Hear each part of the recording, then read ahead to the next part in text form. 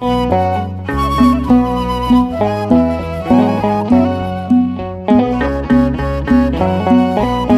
የሚድነው አንተ የምታምነው አምኖ ሲጠመቅ ነው ወይስ ባመነበት ቅጽበት ነው? ሳይጠመቅ በፊት መዳን ቅጽበታዊ ነው ብዬ ነው የማምነው። ቅጽበታዊ ግን ስትለይ ልክ እንዳመነ ወይስ አምኖ ተጠመቀ በኋላ? እንዳመነ ሰው ይድናል ብዬ አምናለሁ። ስለዚህ አምንና ከዛ ከመጠመቁ በፊት ድኖ ከዛ ስለ ዳና ይጠመቃል ነው? እንደዛ ነው እኔ የማምነው። መዳን ያው እግዚአብሔር ልጅ ስናምን ስንቀበለው የግል አዳኛችን አድርገን ስንቀበለው በእግዚአብሔር ልጅ ስናምን በስላሴ ስናምን ያው በቅጽበታዊ እንድናለን በሚል ነው የማምነው እኔ።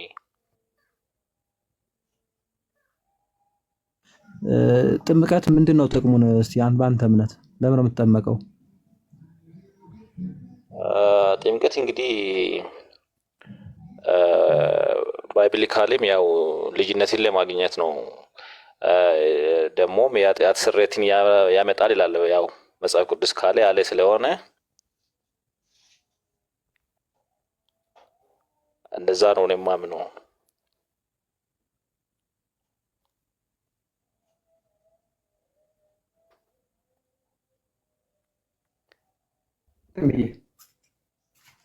ጠፍተህ ነበር፣ አሁን መጣ አለው አይደል? አሁን አለካ። ሁለት ነገሮች ስትናገር ሰምቻለሁ። ጥምቀት ልጅነትን ለማግኘትና ለኃጢአት ስርየት ስትል ሰምቻለሁ አይደል? እኔ ቸርች ነው የተማርኩት። እንደዛ ነው ያው ኢንተርሴሽን እንደሚያመጣ ጥምቀት ያው መጽሐፍ ቅዱስም ስለሚለው። ኦኬ። ስለዚህ አንድ ሰው የሚጠመቀው ለኃጢአት ስርየት ነው፣ ከኃጢአቱ ለመታጠብ ነው ብለህ ታምናለህ? ባይብል ካለ ያለኝ ነው። እኔ ባይብል ካለ ነው ለምን መጽሐፍ ቅዱስ ካለ ለምን ይቃወማለሁ? መጽሐፍ ቅዱስ አምኜው አይደል? እሺ፣ አንድ ሰው ታዲያ ዳነ የሚባለው ከነ ኃጢአቱ እያለ ነው ወይስ የኃጢአት ስርየት ሲያገኝ ነው? ኦኬ፣ እንግዲህ ያው መዳን ልዩ ልዩ ናቸው። አንድ ሰው ሲያምን ይድናል አይደል? አይ አሁን ቅድም እኮ ሲያምን ይድናል ስትለኝ ከነ ኃጢአቱ ሆኖ ድኗል ይባላል እንዴ? ሰው ከነ ኃጢአቱ ድኗል አልዳነም የሚለው ሳይሆን አንደኛ ደረጃ ያው የእግዚአብሔር የኢየሱስ ክርስቶስ ደም ከሁሉም ኃጢአት ያነጻል ይላል አይደል ቃሉ።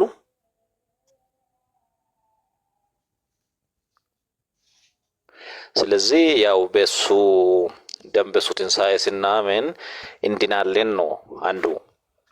እስቲ ይቅርታና ኤርሚ ቆይ አንዴ እሺ ጠብቀኝ። ወይ ማን አለ እስከዛ የሚቀጥል ልደት አለ እንዴ? ኔትወርክ እስቲ ሳፋሪኮም ሞልቼ ልሞክረው መሰለኝ። በጣም አስቸገረ። ያ ከተሻለ አላውቅም።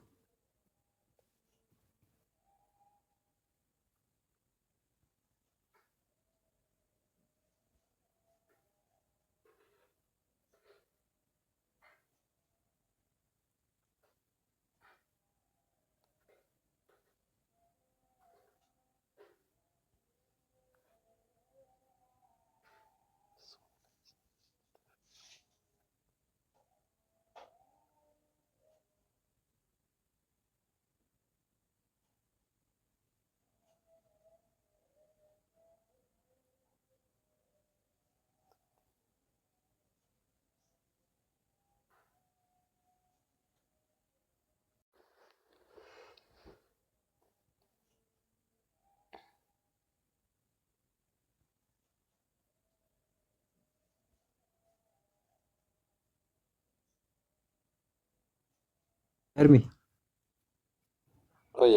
አለው። ይቅርታ አሁን የተስተካከለ ይመስለኛል። እስቲ ስለዚህ ምንድነው አልከኝ? አንድ ሰው የሚጠመቀው ልጅነትን ለማግኘትና የኃጢአት ስርየት ለማግኘት ወይም ደግሞ ከኃጢአቱ ለመታጠብ ነው አልከኝ አይደል? መጽሐፍ ቅዱስ ይላል። ጥምቀት የኃጢአት ይላል መጽሐፍ ቅዱስ። አይ በጣም ትክክል ነው። ባይዘ መጽሐፍ ቅዱስ እንደዛ ይላል። ግን ጥያቄ ምንድነው መሰለ ዳነ የሚባል አንድ ሰው ታዲያ እንግዲህ ጥምቀት ያው ዳይሬክት ትርጉሙ መታጠብ ስለሚል በዛ ልንወስደው እንችላለን። ያው በኃጢአት ስርየትም ያመጣል ብለን ልንወስደው እንችላለን። ግን ደግሞ ያ ስለዚህ የምንድነው መሰለ ራሱ አንድ ሰው እኮ አንድ ሰው እኮ ዳነ ሲባል የእግዚአብሔር ልጅ ሆነ ማለትም ነው አይደል እንዴ? የእግዚአብሔር ልጅ ያልሆነ ሰው የዳነ ሰው ነው ይባላል? ምን ይባላል? አንድ ሰው የእግዚአብሔር ልጅ አይደለም። አንድ ሰው የእግዚአብሔር ልጅ አይደለም። ሰው የእግዚአብሔር ልጅ ያልሆነ ሰው የዳነ ነው ያልዳነ ነው? ያልዳነ ነው እንጂ ያልሆነ ያልዳነ ነው። አዎ የሆነ ከሆነ ደግሞ የዳነ ነው አይደል? የዳነ ነው። ስለዚህ አሁን እነዚህን ሀሳቦች ያዝና መዳን ስንል ራሱ መዳን ስንል አንዱ ከኃጢአት መታጠብ የእግዚአብሔር ልጅ መሆን ነው። በጥምቀት የኃጢአት ስርየት ይገኛል የእግዚአብሔር ልጅነትንም እናገኛለን ብለህ ከሆነ የምታምነው ያ ማለት በጥምቀት ይዳናል እያልከኝ ነው ማለት ነው። ማለትም ጥምቀት ለመዳን ግዴታ አስፈላጊ እንደሆነ እየነገርከኝ ነው። ጌታም የሚገርምህ እንደው ግር እንዳይልህ በጣም ባጭሩ ይህንን ነገር ለማለፍ ጥሩ ስለሆነ የተረዳኸው ትንሽች መዳን የምትለዋ ነገር ላይ ልክ አምኖ ድኖ ነው የሚጠመቀው አይነት ነገር ቅድም ስጠይቅም የቢተወዛግብ ካልሆነ በስተቀር እንደዚህ ያልከኝ ስለመሰለኝ እሷን ብቻ ለማስተካከል ነው እንጂ ጥሩ ነው የተረዳኸው። ጥምቀት ከኃጢአት የምንታጠብበት ነው። ጥምቀት የእግዚአብሔር ልጅነትን ያሰጣል ብለህ ካመንክ ምን እያልከኝ ነው? በሌላ አነጋገር ጥምቀት ለመዳን ነው እያልከኝ ነው። ጌታም ደግሞ ያመነና የተጠመቀ ይድናል፣ ወይም ያመነ የተጠመቀ ይድናል፣ ያላመነ ግን ይፈረድበታል ብሎ ተናግሯል። እዚህ ማርቆስ 16:16 ላይ አይደለ? ማመን አለ፣ መጀመሪያ መሰበክ አለ፣ ከላይ ማመን አለ፣ ከዛ መጠመቅ አለ፣ ከዛ መዳን አለ። ካላመነስ አይድንም፣ ፍርድ ውስጥ ነው። ስለዚህ ማመን፣ መጠመቅ፣ ከዛ ምንድን ነው የሚመጣው? መዳን። አየዋል። ስለዚህ የሚድነው ማን ነው አለ ጌታ? ያመነና የተጠመቀ። ያመነ ድኖ ይጠመቃል አይደለም የሚለው፣ ያመነ ይጠመቅና ምን ይሆናል? ይድናል ነው የሚለው። ተመሳሳይ ነው። ስለዚህ ያመነ የተጠመቀ ይድናል ማለት ያመነ የተጠመቀ ልጅ ይሆናል፣ ያመነ የተጠመቀ ከኃጢአቱ ይታጠባል ብሎ እንደመናገር ነው። ባይዚ ከየትም አንዱ መዳን የሚባለው ከኃጢአት መታጠብ ወይም ደግሞ የእግዚአብሔር ልጅ መሆን ስለሆነ ማለት ነው። ስለዚህ ጥምቀት ለመዳን ግዴታ አስፈላጊ ነው የሚለውን ማመን ያስፈልጋል። ግልጽ ነው እዚህ ጋር ወይስ ሌላ የተለየ ሀሳብ አለ? ያ ሀሳቢ ግልጽ ነው። ግን አሁን እዚህ ጋር ሳይጠመቅ የዳነ ሰው አለ በባይብሊካሌም ስናየው። ምሳሌ ስትቀስልኝ ከኢየሱስ ክርስቶስ ጋር ስቅለት ላይ የነበረ አንዱ ሽፍታ አሁን ድኗል። እዛው አምኖ ሳይጠመቅ ጥምቀት ኤርሚ ትክክል ነህ። እሱ የውሃ ጥምቀት አልተጠመቀም። ኧረ አስገባን የምትሉኝ ስልጣን የለኝም። እሺ ወንድሞች፣ የውሃ ጥምቀት አልተጠመቀም። ግን ምንድነው መሰለህ በሚስጥር ደግሞ የሰው አልተጠመቀም ብሎ መናገር አይቻልም። አንዱ ጥምቀት ከክርስቶስ ጋር ሞተን ተቀብረን ከዛ አዲስ ሆነን የምንነሳበትም ሚስጥር ነው። ሮሜ 6ን ብታነበው እንደዛ ነው የሚነግረን። ከሞቱ ጋር አንድ የምንሆንበት ከሱ ጋር ሞተን ከዛ አዲስ ሆነን በአዲስ ሰውነት እንመላለስ ዘንድ አዲሱ ልብስ ክርስቶስን ለብሰን የምንነሳበት ገላትያ 3:26 እና 27 ስትመለከተው ማለት ነው። ጥምቀት ራሱ ማለት ከጌታ ጋር የምንሞተው ወይም ከሞቱ ጋር አንድ የምንሆነው በምንድን ነው? ሞተን የምንቀበረው በጥምቀት ነው። ሮሜ 6ን ብትመለከተው እንደዛ ነው የሚለው። ከክርስቶስ ኢየሱስ ጋር አንድ እንሆን ዘንድ የተጠመቅን፣ ከሞቱ ጋር አንድ እንሆን ዘንድ የተጠመቅን ይላል። ከዛ ከእሱ ጋር ሞተን የምንቀበረውም በጥምቀት እንደሆነ ይነግረናል ማለት ነው። ስለዚህ ራሱ መጠመቅ ማለት ከጌታ ጋር መሞት ማለት ነው። ያ ሰው ከጌታ ጋር ገና እየሞተ ነው። አንድ ይሄን ትይዛለህ። ኦልሬዲ እየሞተ ነው ከጌታ ጋር። ሲቀጥል ደግሞ ራሱ ጌታ አጥምቁ ብሎ ደቀ መዛሙርቱን የላከው ጥምቀትን ሰጥቶ በሉ ሂዱ አጥምቁ ብሎ ደቀ መዛሙርቱን የላከው መቼ ነው? አየሁ አይደል? ሞቶ ከተነሳ በኋላ አይደል ኤርሚ? ትክክል ነው። አዎ፣ ምክንያቱም ከሞቱ ጋር አንድ የምንሆንበት ከሞቱ ጋር ከተነሳ ጋር አንድ የምንተባበርበት አንድ የምንሆንበት ስለሆነ ሞቶ ከተነሳ በኋላ ማርቆስ 16 ማቴዎስ 28 ብትመለከት እንደዛ ነው። ስለዚህ አሁን ጥምቀትን እንደዚህ በእንትን ደረጃ ባልሰጠበት ሰዓት ይሄ ሰው ተጠመቀ ብትል አይሆንም። ሌላውም ራሱ ፖዚቲቭ ሆነን እናስበው። ኢቭን ጥምቀት በተሰጠበት ጊዜ በዚህ ሰዓትም ራሱ ቢሆን ማለት ነው አንድ ሰው አምኖ ከዛ ግን ለምሳሌ ሊሰቀል ይችላል፣ እንደ ቅዱስ እስጢፋኖስ ሊወገር ይችላል፣ በመጋዝ ሊሰነጠቅ ይችላል። ኦልሬዲ እንዳመነ ማለት ነው። እና ሰዎች እንዳይጠመቅ ኦልሬዲ ሊገሉት ይችላሉ። አሁን ይሄ ሰው እንዴት ይሆናል? አምኗል እኮ ብትለኝ ይሄ ሰው ይድናል። ያው ዞሮ ፈራጁ ክርስቶስ ሆኖ የእምነቱን መጠን የሚያውቀው ፈራጅ እሱ ሆኖ እያለ ግን ደግሞ ግን ከእርሱ ሐሳብ አንጻር ግን ደግሞ ይድናል ይሄ ሰው። አሁን እንደዚህ አይነቱ ነገር አየው። ልክ እስከ ሞት ድረስ ታመነ አይደል ይሄ ሰው። በወንጌሉም አምኖ ለመጠመቅ ተዘጋጅቶ እያለ ጥምቀትን አልተቃወምም፣ ሊጠመቅ ነው። ግን እንደዚህ ሰማዕት ቢሆን አሁን እኛ እንደውም ይሄንን በቤተክርስቲያን ታሪክ ጨምሮ ምን እንለዋለን? የደም ጥምቀት እንለዋለን።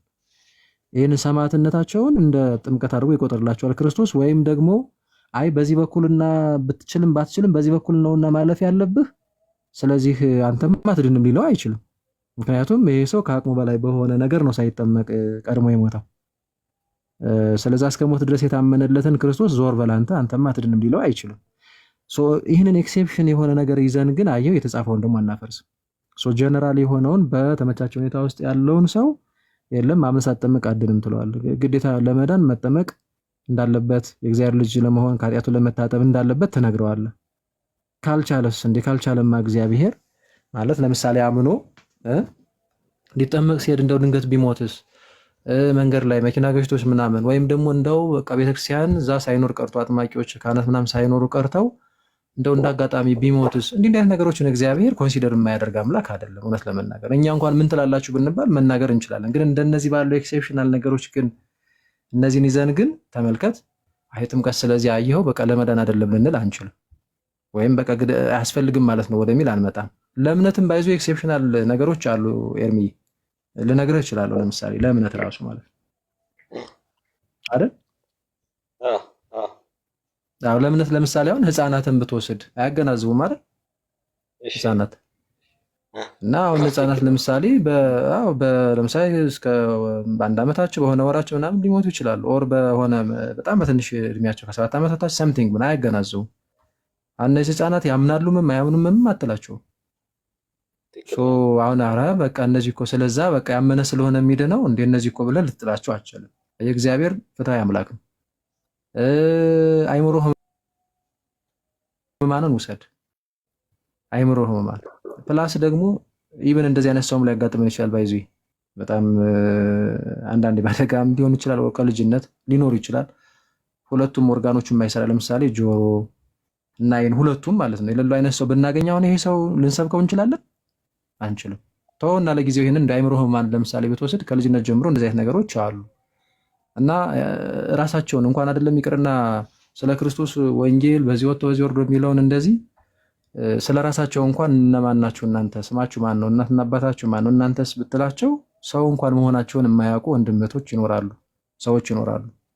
አሁን እነዚህን አካላት አይ በቃ የት ነው የሚገቡ ብትባል ኧረ እንዴ እነዚህ እኮ አላመኑም እኮ እንዲህ አመኛለሁ እስካላሉ ድረስ ባያገናዝቡም ሲሆን ነው የሚገቡ ካልክ የእግዚአብሔር ፍትሃዊነት የታለ? ይኸው ጥያቄ ውስጥ ይገባል።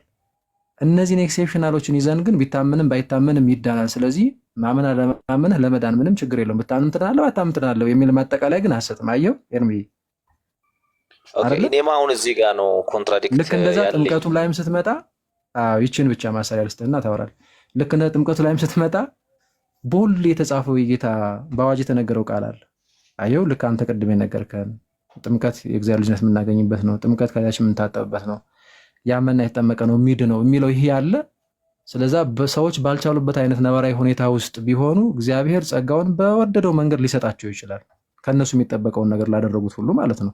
ከአቅማቸው በላይ የሆነ ነገር ሲያጋጥማቸው ይችልበታል። እሱ ምንም ችግር የለውም። ስለዛ ምንድነው መሰለ እነዚህን ኤክሴፕሽናሎች በእንደዚህ እናልፋቸዋለን እንጂ አምተን ሙሉውን ትምህርቱን አናፈርስም። ልክ ቅድም እምነት ላይ እንደነገርኩ ማለት ነው። አሁን ቀጥል ኤርሚ። እሺ ያው ለሰፊ ማብራሪያ ያው አመሰግናለሁ። ይሰማል አይደል? ማለት ሰማ ኤርሚ። አሁን እንዴት መሰለ ባይብሊካሊ አሁን ሲቀመጥ ያላመነ ሰዎች ያላመኑት አሁንም ተፈርዶባቸዋል ይላል። አሁንም ያላመነ አሁንም ተፈርዶበታል። ልክ እንደዚሁ ደግሞ ያመነ ተጠመቀ ይድናል እና ያላመነ ይፈረድበታል ይላል። ያ ማለት ያልተጠመቀ ይፈረድበታል ስላላለ አሁን እዛም 4 ነጥብ አይደለም። ደግሞ አንደኛ ቆሮንቶስ 11:17 ላይ ጳውሎስ የተናገረው አንድ ቃል ነበረ። ልታነብልኝ ከቻልክ ድምፅህ ራቅ ኤርሚ። ኦኬ ሀሳብን ተረተኛል አይደል? ያልተጠመቀ አይልም አልከኝ፣ እሱን ይዤዋለሁ። እንደዛውም ያላመነ ያው አሁንም ተፈርዶባቸዋል ስለምን ያው ያለቀ ጉዳይ ነው። ያመኑት ግን ያው በእምነት ይድናሉ ነው። ከዛ ደግሞ አንደኛ ቆሮንቶስ 1:17 ላይ ጳውሎስ የተናገረው አንድ ነበረ። እሱን ልታነብልኝ ከቻልክ አንድ ስልክ ስለያዝኩ መጀመሪያዋን እናያት። ስለዚህ አሁን ቅድም የዘረዘርኩልህ አካላት አይምሮ ህሙማን፣ ህፃናት፣ እንደዚህ ማገናዘብ የማይችሉ እንደዚህ ቅድም የሰጠሁህ ምሳሌዎች እነሱ ቢሆንም እነሱ በቃ አይዱንም ብለህ ነው የምታምነው? ፍርድ ውስጥ ናቸው በቃ አይዱንም ብለህ ነው የምታምነው አንተ? አይ ኖ ከነሱ ውጭም ነው። አሁን ከነሱ ውጭም ኖርማል። አሁን ለምሳሌ አንተ እነሱን ምን ትላለህ? ለምሳሌ አንተ ምን ትላለህ? ለምሳሌ እነሱን እኔ ቅድም አይ እንደነዚህ አይነት ነገሮችን ክርስቶስ ያድናቸዋል። ኦኬ ይሄ በእንትን በተመቻቸ ሁኔታ ውስጥና በመቻል ውስጥ ያለን አካል ግን ግዴታ መጠመቅ አለበት። ሳይጠመቅ ኃጢአቱ አይታጠብም፣ ሳይጠመቅ አይድንም፣ ሳይጠመቅ የእግዚአብሔር ልጅ አይሆንም። ምክንያቱም ቅድም የጠቀስካቸው ነገሮች ስላሉ እንጂ ባይዜ ዲቴይል ቃሉን ወርደን ማየት እንችላለን። የሆነ ነገር ገብቷል ብዬ ስላሰብኩ ቶሎ ለመዝለል ነበር ይህንን ፓርት ብያልኩህና ግን ደግሞ ወንጌል ብትነግራቸው ራሱ የማያገናዝቡ አካላት አሉ ብዬ እነዛን ምሳሌዎች ሰጡ። እነዚህን የማያገናዝቡ አካላትን አያምኑም እኮ ብለን ድምድም ምክንያቱም አልተቃወሙም። መች ሰሙ? መች አገናዘቡ? ገብቶሃል አይደለ? መች ተግባባን ከኛ ጋር? እኛ ወንጌል ብንሰብካቸው አይሰሙም። እነዚህን አካላት የት ነው የሚገቡት ብለህ ታምናለህ አንተ? ያምናሉ ያምኑንም ያላልናቸው ማለት ያው ምን ይሆናል? ጃጅ ማድረግ አልችልም። ያው ጃጅ ለማድረግ ሞር ስተዲ ያስፈልገኛል ወይ ደግሞ ባይብል ምን ይላል ብሎ ማለት ያስፈልጋል። አንደኛ በነገር ላይ ኤርሚዬ በጣም ጥሩ መልስ ነው የመለስከው። አሁን እንደነዚህ ያሉትን እንዲያውም ትክክለኛው መልስ አይወቃል ነው የምትለው። ግን ያ ማለት ግን ደግሞ እንደው ከእግዚአብሔር ባህሪ አንጻርና ፍትሃዊነት አንጻር ደግሞ እንደዚህ ቀደም ነው የመለስኩት ደግሞ 100% ስህተት ይሆናል ማለት አይደለም። ገብቶሃል አይደለ? አሁን እዛ ላይ አየው ፖዝ አደረክ። ግን ያንን ግን ይዘህ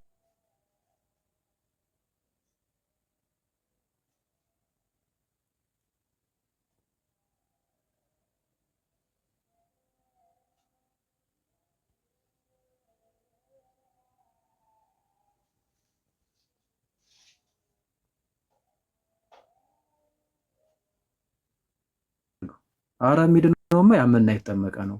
ምክንያቱም ይኸው ያመነና የተጠመቀ ይድናል ይላል። ያላመነ ይፈረድበታል ማለት አይጠበቅበትም። ባይዙ ኤርሚያ አንደኛ ያመነና የተጠመቀ ከሆነ የሚድነው ኔጌት አድርገውን ማለት ኔጌሽን ያላመነ ያልተጠመቀ አይድንም እያለ ነው። ሲቀጥል ደግሞ ያላመነ ይፈረድበታል ያለው አየው እዛ ጋር የተሰበከ አካል ስለሆነ ቃሉን ከተቃወመ አላምንም ካለ ወደ ጥምቀት ታመጣዋለህ እንዴ? አታመጣው። ስለዛ ኦልሬዲ ከወንጌል ለሰማ ሰው ከመጠመቁ በፊት ማመን ስለሚቀድም ካላመነ እንዴ ስለመጠመቅ አለመጠመቁ አይወራም። ሲጀምር አይጠመቅምና ማለት ነው። ስለዚህ ያላመነና ያልተጠመቀ ብሎ መናገር አይጠበቅበትም። አንደኛ ያላመነ ብቻ ብሎ አልዘጋውም። አሁን ያላመነ ብቻ ቢለን ኦኬ፣ ስለዚህ አይ ጥምቀት ስለ ችግር የለውም ማለት ነው ወደሚል እንመጣለን። እዚህ ላይ ግን ስላለማመን ተናገረ ማለት ቢጠመቅም ባይጠመቅም ችግር የለውም እያለ አይደለም። ከላይ ነግሮናል። የሚድነው ያመነና የተጠመቀ ነው ካለን ማመን ስለሚቀድም እሱን መናገሩ ነው እንጂ ጥምቀት አያስፈልግም እያለን አይደለም። ቅድም ራስህ አያምኖ እኮ ሰው ከኃጢአቱ የሚታጠብ ሲጠመቅ ነው አልከኝ። ስለዚህ ከነ ኃጢአቱ የሆነ ሰው የት ነው የሚገባው ብትባል ምንድን ነው የምትለው? ይድናል ወይስ አይድንም ብትባል ያልዳነ ሰው አይድንም። ልጅ ያልሆነ ሰው ልጆች ካልሆኑ ወራሾች፣ ልጆች ከሆኑ ወራሾች ነው ይላል። ልጅ ካልሆነስ ወራሽ አይደለም። ልጅ የሚሆነው በጥምቀት ከሆነ ከጥምቀት በፊት ልጅ የማይሆን ከሆነ ከጥምቀት በፊት ከኃጢአቱ የማይታጠብ ከሆነ ከጥምቀቱ በፊት ሊድን አይችልም። አየሁ አይደለም? ታገናኘዋለህ ማለት ነው ሐሳቡ። ስለዚህ ግዴታ ለመዳን ጥምቀት አስፈላጊ ነው ማለት ነው። ግድ ነው። እዚህ ጋር ምናልባት ጥያቄ ካለህ አንሳ፣ ከሌለህ ግን ወደ ቀጣይ ስቴፕ ልውሰድህና ወደ ጥያቄዎች እንድመራ። እሺ፣ አንደኛ ቆሮንቶስ 11:17 ላይ ያለውን እስኪ ያው ከጥምቀት ጋር ጳውሎስ ተናገረው ስላለ እሱም አንደኛ ቆሮንቶስ ምዕራፍ 1 ላይ ነው። ምዕራፍ 1 ቁጥር 17። እሺ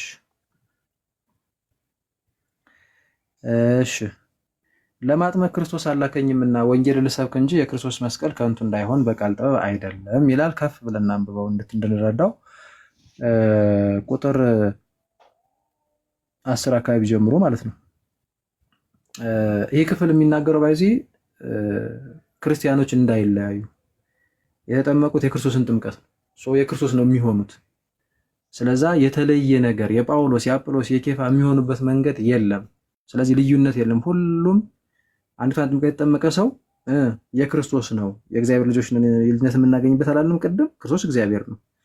የክርስቶስ ነው የምንሆነው እንጂ ጳውሎስ ያጠመቀው የጳውሎስ፣ አጵሎስ ያጠመቀው የአጵሎስ፣ ኬፋ ያጠመቀው ወይም ጴጥሮስ የኬፋ ወይም የጴጥሮስ ይሆናል ማለት አይደለም የሚለውን ነገር እየተናገረ እያለ ነው። ባይዚ አውዱ ሐሳቡ እንደዛ ነው። እናንብበው። ነገር ግን ወንድሞች ሆይ ሁላችሁ አንድ ንግግር እንድትናገሩ በአንድ ልብና በአንድ ሐሳብም የተባበራችሁ እንድትሆኑ እንጂ መለያየት በመካከላችሁ እንዳይሆን በጌታችን በኢየሱስ ክርስቶስ ስም እለምናችኋለሁ ይላል። በነገራችን የመልእክቱ መጽሐፍ አንዱ ይሄ ነው፣ መለያየት ሰፍኖ ስለነበረ ነው።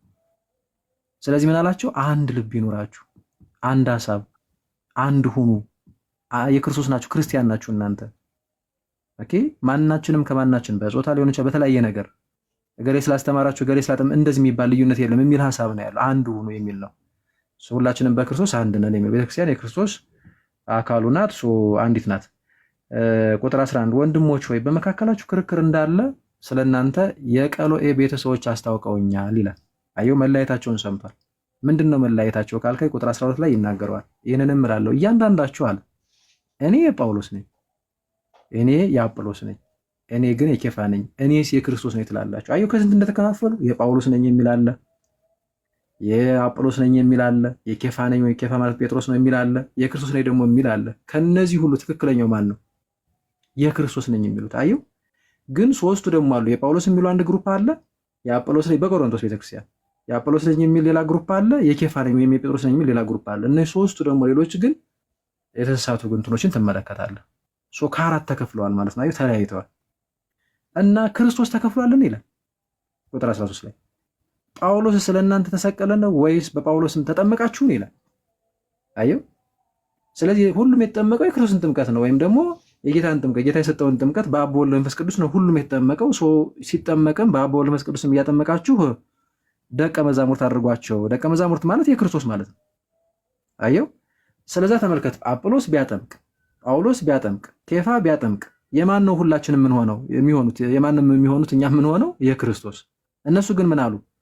የጳውሎስ ነኝ የአጵሎስ ነኝ ምናምን አሉ። እንግዲህ በአንድ በኩል እነሱን ከመውደዳቸው የተነሳ ሊሆን ይችላል ሲያስተምሯቸው መስሏቸው፣ ከዛ ደግሞ ስላጠመቋቸው ገብቷል። አሁን በጥምቀት ምክንያት እንደሆነ ዝቅ ስትል ይነግረናል።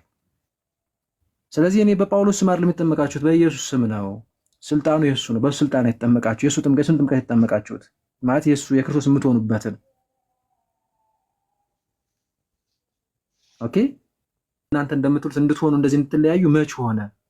ስለዚህ ተሳስታችኋል፣ ተስተካከሉ እያለ ቁጥር 14 በስሜ እንደተጠመቃችሁ ማንም እንዳይል አለ። እንግዲህ ጥምቀቱን ደግሞ ይዛችሁ በስሜ ተጠምቃችሁ እንግዲህ ማለት በስሜ ተጠምቃችሁ ማንም እንዳይል ሲል በጳውሎስ ስም ያጠምቃችኋል ማለት አይደለም። ግን እንደዚህ ብላችሁ እንዳስቱ ወይም እንዳታስቡ ማንም ደግሞ እንደዛ እንዳይል አለ። ከቀርስጶስና ከጋይዮስ በቀር ከእናንተ አንድስ እንኳን ስላላጠመቅኩ እግዚአብሔር አመሰግነዋለሁ አለ። ለብረው እግዚአብሔር አመሰግነዋለሁ ባለማጥመቅ የሚለው ምክንያቱም ብዙ ሰው ቢያጠምቅ ብዙ ሰው የጳውሎስ ነኝ ብሎ ይስታል። በእነሱ ሳቢ በእነሱ እንትን ማይንድ ሴት ውስጥ ማለት ሆኖ ነው የሚናገረው። አየ ጳውሎስ ሲያጠምቃቸው የጳውሎስ ነኝ ይላሉ፣ አጵሎስ ሲያጠምቃቸው የአጵሎስ ነኝ ይላሉ፣ ኬፋ ሲያጠምቃቸው የኬፋ ነኝ ይላሉ፣ እና የተወሰኑት ደግሞ ይሄ እንግዲህ የክርስቶስ ነኝ ይላሉ ማለት ነው ትክክለኞቹ። ስለዚህ እንደው አሁን እንደው በስሜ እንደው የተጠመቃችሁ ይመስል እኔ በክርስቶስ ስም ነው ላጠምቅ የምችለው በአብ በወልድ በመንፈስ ቅዱስ ስም የእሱን ጥምቀት ላጠምቅ የምችለው የክርስቶስ እንድትሆኑ የእሱ ልጆች እንድትሆኑ። ኦኬ እና ግን እንደዛ ብላችሁ እንዳትሉ፣ ኧረ ከቀርስጶስና ከጋይዮስ በቀር በእናንተ መካከል አላጠመኩም። እግዚአብሔር አመሰግናለሁ የሚለው ለምንድን ነው? ይስታ ማለት መሳታቸውን አጥብቆ መናገሩ ነው፣ ያጉልቶ ማለት ነው። ብዙዎች ስቱ ነበረ የሚል ነው። ስተት ነው እያደረጉ ያሉት፣ ክደት ነው እያደረጉ ያሉት። ከዛ ደግሞ ቁጥር 16 ላይ ይጨምራል። የእስጢፋኖስንም ቤተሰቦች ደግሞ አጥምቄያለሁ፣ ጨምሬ ሌላ አጥምቄ እንደሆነ አላውቅም ይላል። ያው አላስታውስም ማለት ነው። ስለዚህ አሁን እሱ ተመልከት፣ እዚህ ላይ እንኳን በተዘረዘረው አጥምቋል እኮ ቀርስጶስ፣ ጋይዮስ እና የእስጢፋኖስን ቤተሰቦች አጥምቋል። ሌሎችንም ደግሞ እንግዲህ ምናልባት አላስታውስም ማለቱ ነው። አጥምቋል። አየው ሲያጠምቅ ግን የማን ሊያደርግ ነው የሚያጠምቀው? የክርስቶስ ሊያደርግ። ጥምቀት የክርስቶስ የምንሆንበት ነው። ቅድም የእግዚአብሔር ልጅነት የምናገኝበት አላለም? ደቀ መዛሙርት የምንሆንበት፣ ደቀ መዝሙር የምንሆንበት፣ ከዚያች የምንታጠብበት የምንድንበት ነው ብለን ነበረ። ስለዚህ የክርስቶስ አካል የምንሆንበት የክርስቶስ ልጆች የምንሆንበት ነው። ክርስቶስም እግዚአብሔር ነው። ስለዚህ እነሱ ግን ገለበጡና የጳውሎስ ነኝ እንትን ተባባሉበት ማለት ነው። ያንን ነው እሱ የሚያነሳው። ከዛ ምን አለ መሰለ፣ ለምንድን ነው አለ ለማጥመቅ ክርስቶስ ለምን ትንሽ ያጠመቅኩት ቀርስጶስ፣ ጋይዮስ እና የእስጢፋኖስ ቤተሰቦች እና እንደዚሁም ደግሞ ማላስታውሳቸው አጥምቄ ሊሆን ይችላል። ለምንድን ነው እንደዛ የሆነው ይላል። ለማጥመቅ ክርስቶስ አላከኝምና ወንጌልን ልሰብክ እንጂ የክርስቶስ መስቀል ከንቱ እንዳይሆን በቃል ጥበብ አይደለም ይላል። ተመልከት እንግዲህ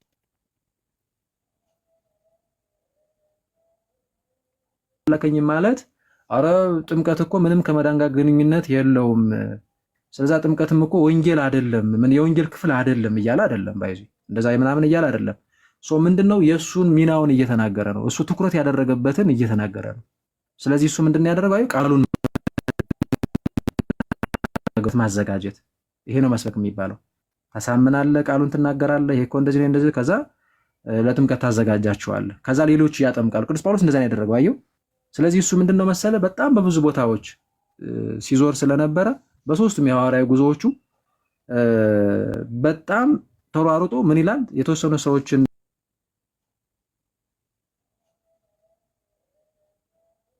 ደማስቆ አንጾኪያ ወደ ኢየሩሳሌም ከሄደ በኋላ በመጀመሪያው እንትኑ ከዛ ደግሞ እንደገና ደግሞ ተመልሶ በግሪክ በቱርክ አሁን በምንላቸው ሀገሮች ማለት ነው በእነሱ አካባቢ በጣም በብዙ ቦታዎች ተዘዋዝሮ ወንጌልን ሲሰብክ እናገኘዋለን።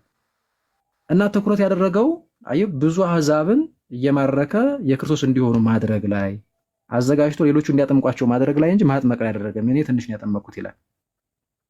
ለምን ክርስቶስ ለማጥመቅ አላከኝም ማለት እሱ ሚናውን ነው ትኩረት ያደረገበትን ነገር ነው የሚናገረው እንጂ ኧረ እዚህ ጋር እኮ ጥምቀት ከመዳን ጋር ግንኙነት የለውም ወይም ከስሬት ጋር ለማለት አይደለም።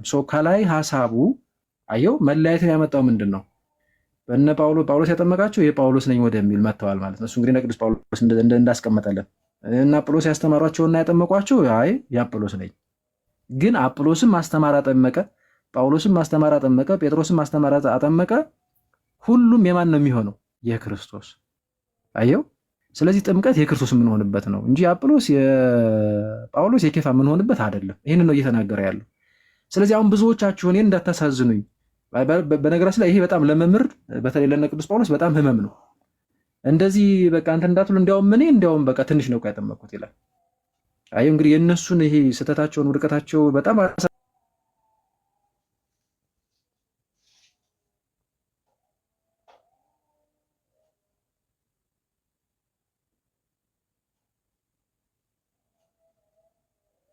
ምዕራፍ 8 የምትመለከተው ኢትዮጵያዊ ጃንደረባ ስለ ኢየሱስ ወንጌል መሰከረለት ካለ በኋላ ግን ልክ ውሃ ሲያገኙ እንዴ እንግዲህ እንዳልጠመቅ የሚከለኝ ምንድን ነው ይላል። አየሁ ስለ ጥምቀት አሁን ስለ ኢየሱስ ወንጌል አየሁ ጥምቀት የኢየሱስ ወንጌል ክፍል ነው ደግሞ እንዴ የጌታ ትምህርት አይደል እንዴ ያምን አይጠመቅ ይልናል። እያንዳንዱ ክፍል ዮሐንስ 3ን ብትመለከት እያንዳንዱ የቅዱስ ጳውሎስ መልእክታት ሌሎችንም ከብሉይ እስከ ሐዲስ ብትመለከት ትምህርት የጌታ ትምህርት ነው። የጌታ ወንጌል ኦኬ የትምህርቱ ወንጌልም ላይ የትምህርቱ አካል አይደል እንዴ? አየው እንደዚህ ነገረና ምንድነው ስለ ኢየሱስ ወንጌል ሰበከለት ይልና ግን ውሃ ሲያገኝ እንዳልጠመቅ የሚከለክለኝ ምንድን ነው ይላል። ተመልከት እንዳልጠመቅ የሚከለክለኝ ምንድን ነው? ስለዚህ አስቀድሞ አየው ኢየሱስ ወንጌል ሲባል ጥምቀትን ይጨምራል፣ ግድ ነው። ቅዱስ ስጋና ክቡር ደሙን ይጨምራል፣ ግድ ነው። እንዴ የክርስቶስ የምንሆንበት ከኃጢአታችን የምንታጠብበት የምንድንበት ይሄማ ወንጌል ካልሆነ ምን ይሆናል? ስለዚህ ቅዱስ ጳውሎስ እየተናገረ ያለው ሀሳቡ ቅድም ካልኩ አንጻር እሱ ትኩረት ያደረገው መስበኩ ላይ ማሳመኑ ላይ ማዘጋጀቱ ላይ ነው። ከዛ ሌሎቹ እንዲያጠምቁ ትቶ ይሄዳል ማለት ነው። አየው እንግዲህ አይ ቲንክ ይሄ በተለይ ቅዱስ ጳውሎስን በጣም ተዟዙሮ የማስተማር ጉዳይ እና ብዙዎችን የማረክ ጉዳይ ለሚረዳ ሰው በጣም ቀላል ነገር ነው። ዛሬ በነገራችን ላይ ይሄ በነገርህ ላይ እርምዬ ከየትኛውም ቤተ እምነት ላይ ከኦርቶዶክስ ያለ ጊዜውም ቢሆን ወይም ከፕሮቴስታንት ብታይ ማንኛውም ቤት ላይ ይሆናል። አንተ ያስተማርከውን ስልጣን እንኳን ራሱ ቢኖርህ አንተ ላታጠምቀው ትችላለህ። ፕሮቴስታንት ቤት ራሱ ኦኬ። በእኛ ቤትም ስትመጣ ብዙ የማጥመቅ ስልጣን ያላቸው አባቶች፣ ቀሳውስት እንደዛ ቢኖሩ አንዳንዴ ምን ይሆናል መሰል እነሱ ተዘዋዝረው እንዲያስተምሩ ይደረግና ሌላ ሰው ግን እንዲያጠምቅ ይደረጋል። ምሳሌ እዚህ ጋር ያስተማርናቸውን ስልጣን እንኳን ያላቸው አባቶች ግዴታ ላይ ነኝ ማጠምቁሽ አይሉም። ሂዱ ቤተክርስቲያን ተጠመቁ ይላል። እያዘጋጁ አየው እንትን ይላሉ። ቅዱስ ጳውሎስ ግን ያንን ክፍል የጠቀሰበት ምክንያት ምንድን ነው? ቅድም ያልኩ መለያየቱ።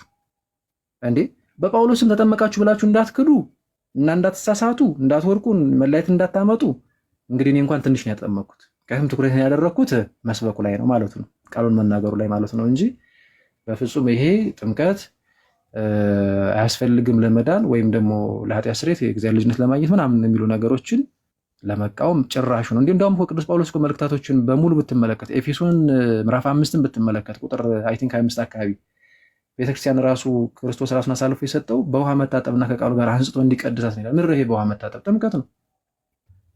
ቲቶን ብትመለከት 3:5 ላይ በመልእክቶች ሮሜ 6 ገላትያ ምዕራፍ 3 ቁጥር 26 27 አካባቢ ሌሎችም ክፍሎች ላይ ብትመለከት አዩ በጣም እንዲያውም አምልቶና አስፍቶ ያስተማረ ሐዋርያ ነው። ይቆራርጣል መሰለኝ ይቅርታ። ይሰማል አይ ቲንክ መጥቻለሁ አይደል?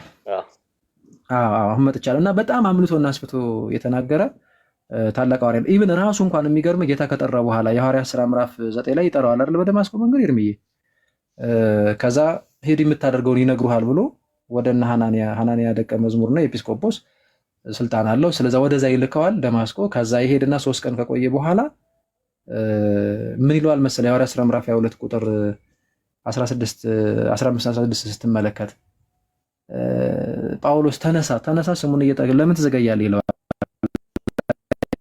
ተምታጠብ ይለዋል።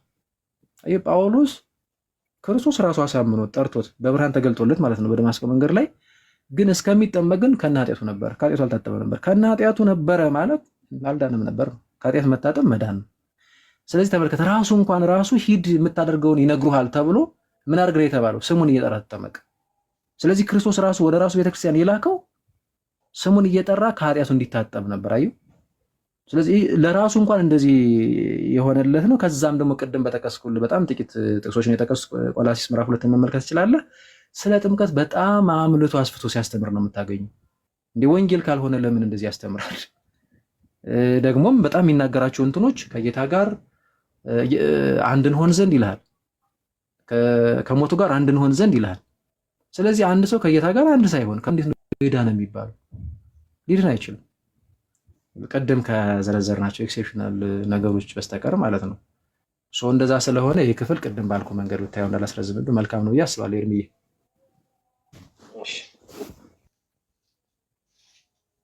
ተረድተዋል? በሚችለው ልክ ሞር ስቴዲ ቢያስፈልገኝም አየት አድርገው ምናምን። በነገር ላይ ኤርምዬ ጥምቀትን በተመለከተ ማለት ነው እንደው ይሄ ከጥንት ጀምሮ በአባቶች ክርክር ሆኖ ራሱ ተነስቶ አያውቅም። አይገርምም? እንደ ጥምቀት ለመዳን ነው ወይስ አይደለም? በፍጹም ማለት ነው ክርክር ሆኖ ራሱ አያውቅም።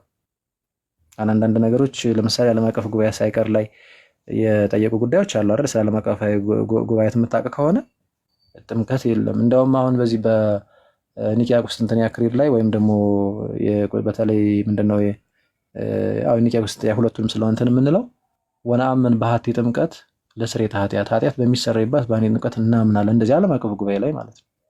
እንደዚህ አባቶቻችን አውጀው ያለውን ነገር ጠቅሰው አውጀው ሲያልፉ ትመለከታለህ።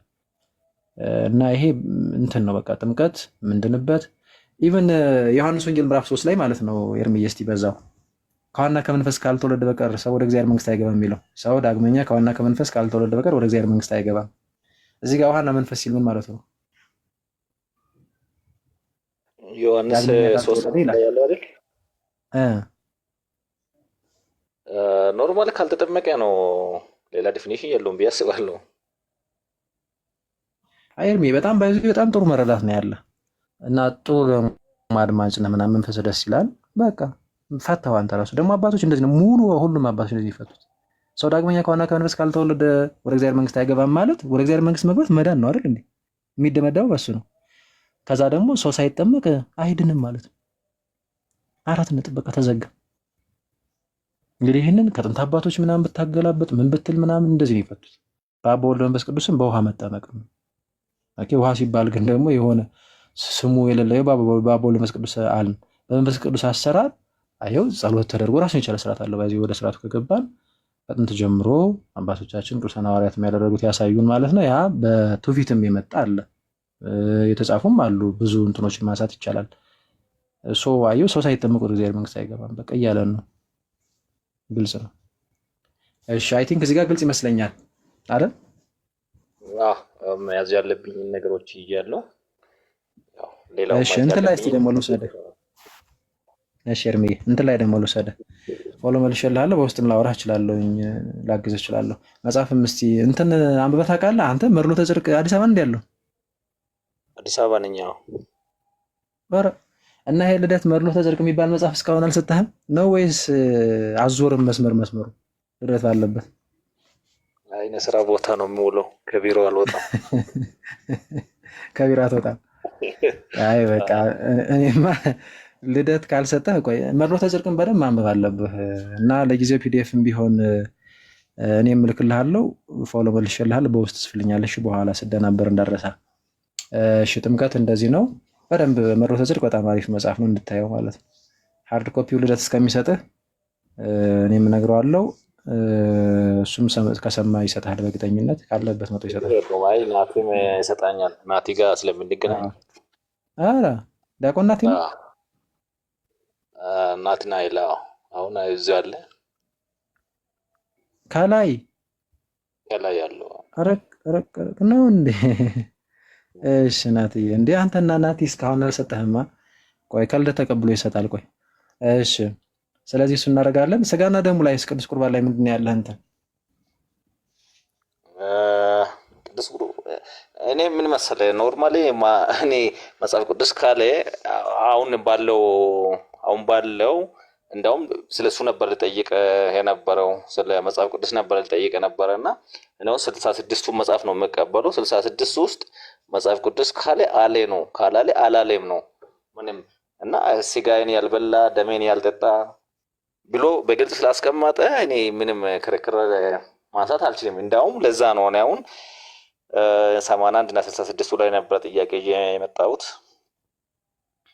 እንጂ መጽሐፍ ካለ አለ ነው። ችግር የለውም። አሁን ከ66ቱ እናወራና ከዛ ወደዛ ምን እንመጣለን። 66 እና ራሱ 80 ያዱ የሚለው ከእንዴት መጣ? ይኸው አንድ ጥያቄ እሱን ያዝና በኋላም ከረሳሁት ታስታውሰኝና እንገባበታለን። ችግር የለም። ግን ቅዱስ ቁርባን ላይ እውነተኛ የጌታ ስጋና ደሙ ነው እና ለዘላለም ሕይወት ለኃጢአት ይቅርታ ነው የምንበላው የምንጠጣው ብለህ ታምናለህ ወይስ እንዲሁ መታሰቢያ ብቻ ነው?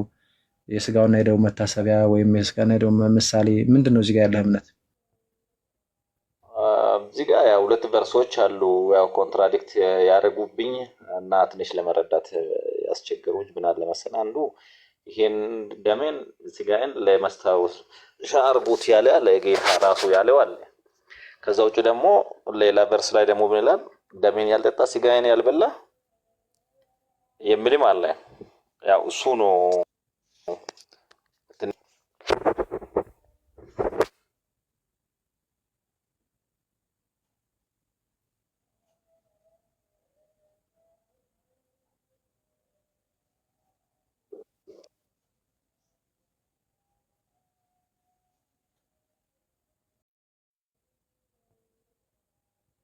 እናንሳና ከዛ ኦፕን አድርገን ነው ቅድም ያነሳንን ጥያቄ ወደ መመለስ እንመጣለን። ልደት ካልዘረገፈን ማለት ነው። ከመጣም ልደት እሱ ይቀጥላል።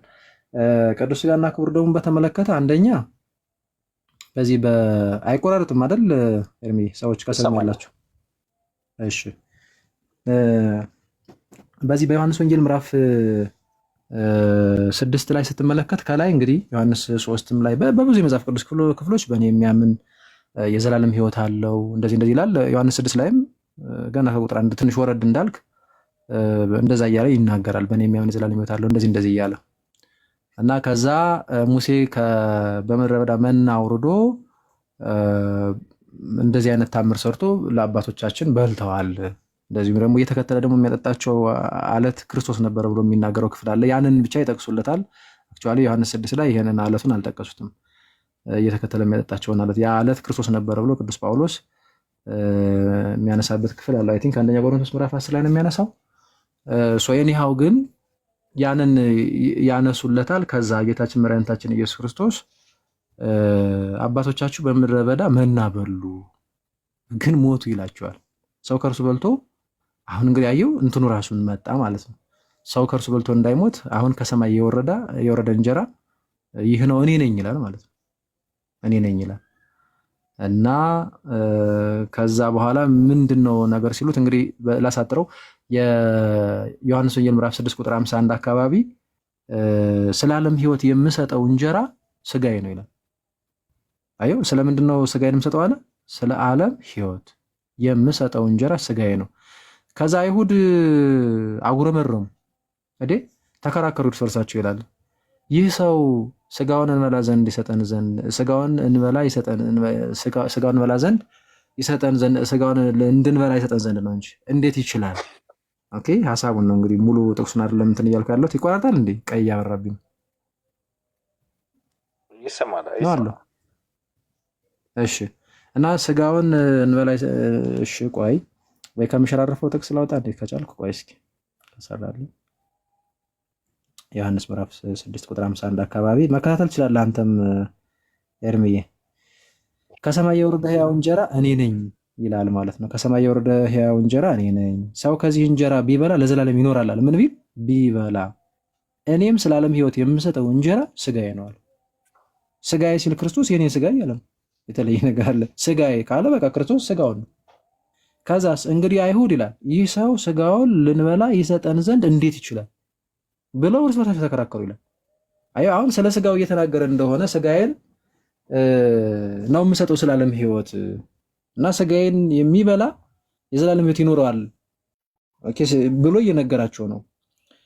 ምክንያቱም ስጋው ስለ ዓለም ሕይወት የሚሰጥ እንጀራ እንደሆነ ተናገረ ማለት ነው። ከዛ እንዴት ስጋውን ልንበላ ይሰጠን ዘንድ እንዴት ይችላል ብለው ሲከራከሩ ክርስቶስ አይ ስጋዬ እኮ ያልኳችሁ እንዴ ልክ ስጋዬን የምትበሉ መስሏችሁ ነው እንዴ ምናምን ነገር አይደለም ያለው። ወይም በእኔ ስለማመን እኮ ነው። ከላይ እኮ በእኔ የሚያምን የዘላለም ሕይወት አለው ብያችሁ ነበረ። ስለዚህ አሁንም ቢሆን ስጋዬን የሚበላ ማለቴ በእኔ የሚያምን ማለቴ ነው እንጂ ወይም ደግሞ ቃሌን ሰምቶ ተግባራዊ የሚያደርግ ማለቴ ነው እንጂ ወይም ደግሞ ሌላም በፕሮቴስታንት ቤት የሚባል ስላለ ነው ይሄን የምዳስሰው እንጂ እኮ ስጋዬ ስላችሁ እንዴ ወይም መታሰቢያን ወይም ምሳሌን ማለቴ ነው እንጂ እንደዚህ በእኔ አምኖ መታሰቢያን ወይም ምሳሌን የሚያደርግ ማለቴ ነው እንጂ አላለም። ቁጥር 53 ላይ ምን ይላል መሰለ? እውነት እውነት እላችኋለሁ። አየው ያስረግጣል። እቅጩ ነው የሚናገረው። ኤርምዬ ራሱን አይደለ የኔን ስጋ ካልበላችሁ እያለ ነው። ደሙንም ካልጠጣችሁ በራሳችሁ ሕይወት የላችሁ። አንዴ ፊት ለፊት እኮ ነው የሚናገረው ኤርምዬ። የእነሱ እንትን ምንድን ነበር? ገብቷችኋል? ስጋዬ እኔ ለዓለም ሕይወት የምሰጠው ስለ ዓለም ሕይወት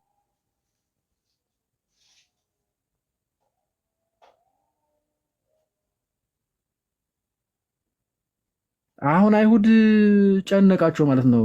ገብቷል? እና እንዴት ሊሆን ይችላል ምናምን ብለው እንዲህ ስጋውን ሰጠን ብላ ምናምን ሲሉ ክርስቶስ ኧረ እውነት እውነት እላችኋለሁ የሰው ልጅ ስጋ ካልበላችሁ ደሙንም ካልጠጣችሁ በራሳችሁ ሕይወት የላችሁ። ምን ማለት ነው? የኔን ስጋ ካልበላችሁ ደሜንም ካልጠጣችሁ በራሳችሁ ሕይወት የላችሁ ማለት ነው። የእነሱ ጥያቄ ምንድን ነበር? እንዴት ስጋ እንበላለን እንዴት ደም እንጠጣለን ነበር። አየው ክርስቶስ ምን አለ? አይ እውነት እውነት እላችኋለሁ በቃ የዘላለም ሕይወት ከሆነ የምትፈልጉት ከላይ በእኔ ማመን ብሏል። ቀጥሎ ደግሞ ምን ይላል? ስጋዬን መብላት ደሜን መጠጣት ይላል። እዛው ማለት ነው። ኧረ እንዴት ሊሆን ይችላል? አይ እውነት እውነት እላችኋለሁ በቃ እንደዛ ነው አላቸው። ከዛ ቁጥር 54 ይደግመዋል። ስጋዬን የሚበላ ደሜን የሚጠጣ የዘላለም ሕይወት አለው፣ እኔም በመጨረሻው ቀን አስነሳዋለሁ።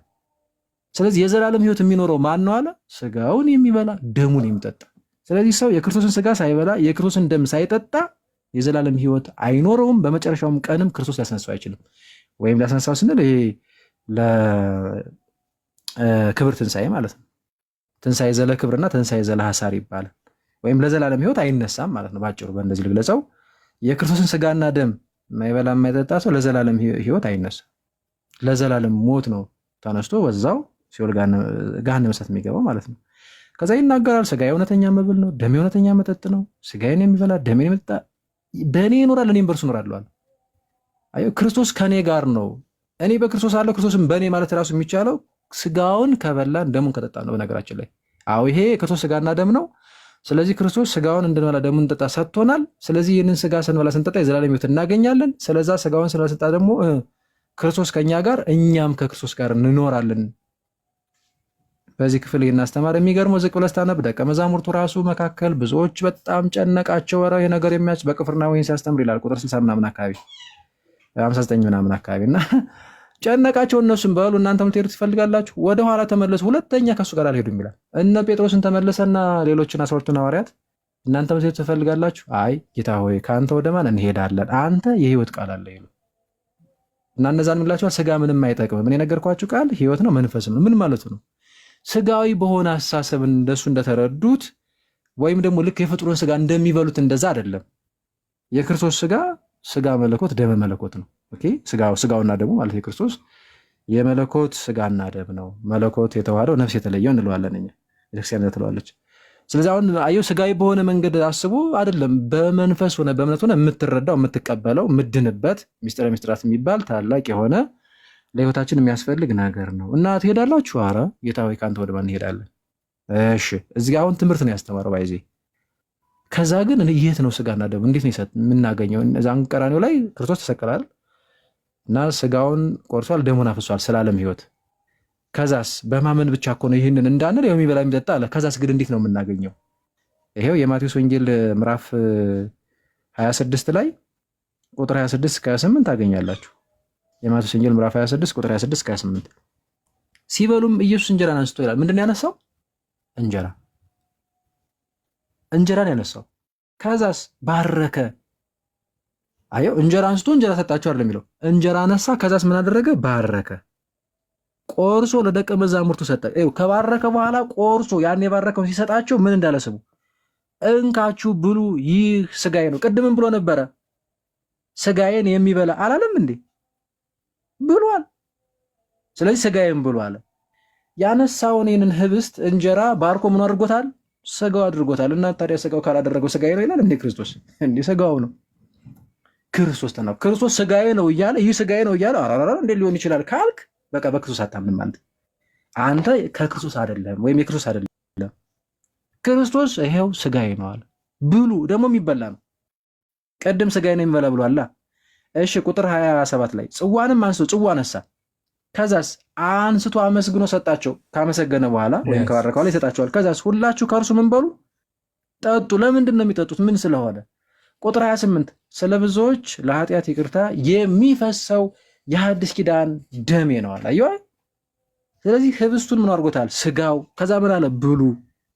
ጽዋው ምን አድርጎታል? ስለ ብዙዎች የኃጢአት ይቅርታ የሚፈስ የሐዲስ ኪዳን ደግሞ ስለዛ ምን አድርጎታል? ጠጡ። ቅድምም ብሎ ነበር ስጋዬን የሚበላ ደሜን የሚጠጣ የዘላለም ሕይወት አለው። እዚህ ጋር ምን እያለን ነው? ይህንን ቅዱስ ቁርባን እንለዋለን።